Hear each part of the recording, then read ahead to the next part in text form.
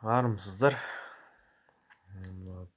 Баянауыл ауданы Павлодардан 200-ден астам, 220 ма, сондай 230 ба километр жерде орналасқан Павлодардан.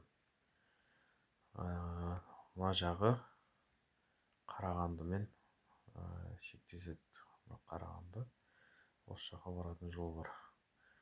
Мына жолмен біз Қарағандыға баратын едік. Сол кезде Баянауылға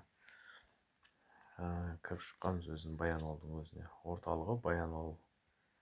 Мына кішкентай ғана осындай қалашық. Баянауыл өзінің әсем табиғатымен, түбі терең тарихымен белгілі, және 14 академик шыққан бір ауылдан. Өзі Баянауылдан өзі 12 ауыл бар ол жерде. Және осы жерден 14 академик шыққан. Енді өздеріңізге белгілі атақты Қаныш Имантайұлы Сәтбаев шыққан. Одан кейін энергетик Шапақ Щекин, тағы басқалар. Енді бұл жерден Мәшһүр Жүсіпкөйұлы атақты. Одан кейін Жаяу Мұса. Ақ сиса, қызыл сиса, сиса қалмайды, кімдер жаяу зорлық қылса деп шырқағандай Жаяу Мұса осы жерден шыққан. Жасыбай көлі, Жасыбай бұл білесіздер, Абылай ханның дәуірінде Жасыбай осы Абылай ханның батыры болған, осы жерде қайтыс болған. Сондықтан осы жерді Жасыбай жері деп, Жасыбай көлі деп атаған. Тарихы терең, тарихын оқысаңыздар болады. Осы Жаяу Мұса деген кітапта осы Жасыбай көлінің маңы Жаяу Мұсаның ата-бабасының тұрғылықты жері дейді. Осы жердегі ормандарды сипаттайды. Биікте орналасқан, мына тауға шығатын жерінің өзі биік. Бір таудан өтіп барып, осы Жасыбайға және Жасыбай көлінің жалпы жағажайы да өте керемет. Біз барып көргенімізде суы тұнық, осындай жағажайы бар. Көрсеңіздер,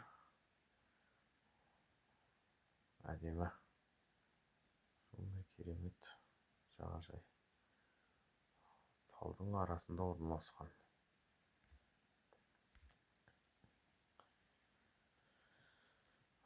Баянауыл бұл жерден Сұлтанмахмұт Торайғыров шыққан. Осы жерде өзінің ауылы бар. Сұлтанмахмұт Торайғыровтың ауылы өзінің жаңағы бейітіде, Торайғыровтың бейітіде орналасқан. Жалпы тарихы терең өлке және табиғаты керемет. Адамды бір таңғалдыратындай.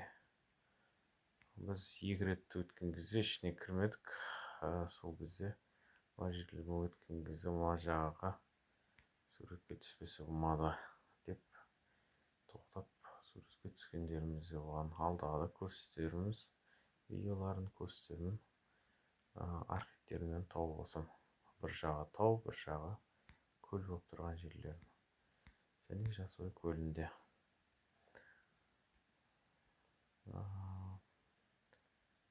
Сондай бір қасиетті жер десек те болады.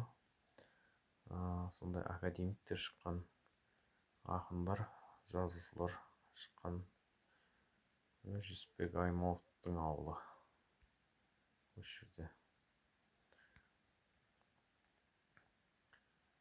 Одан кейін атақты кинорежиссер Шәкен Айманов шыққанын білетін боларсыздар. Жалпы осындай Баянауыл, осындай жер. Каналға тіркеліп қойыңыздар, қоңыраушаны басып қойыңыздар. Рахмет.